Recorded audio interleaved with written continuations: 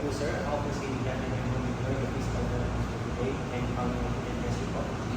So ngayon po, ang gagawin lang po natin is stretching exercise and range of motion exercise. So magkakatanin po tayo ng skin to skin contact, katayin po sa video.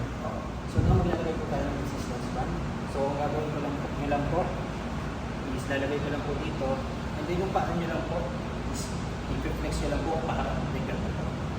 Okay, do this for 10 reps, or for 1 set, and there's a 10 to 15 set, rest between. Okay, so go. So hanggang saan lang po kaya nyo.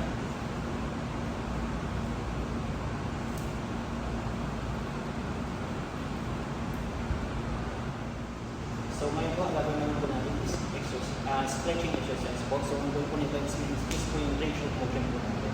So i-hold ko lang po ito for 30 seconds for 3 reps, then we're done. Okay? Sabihin nyo lang po sa akin if may pain or hindi po kayo pupunta. So hold ko lang po ito. Masakit po ba? Wala.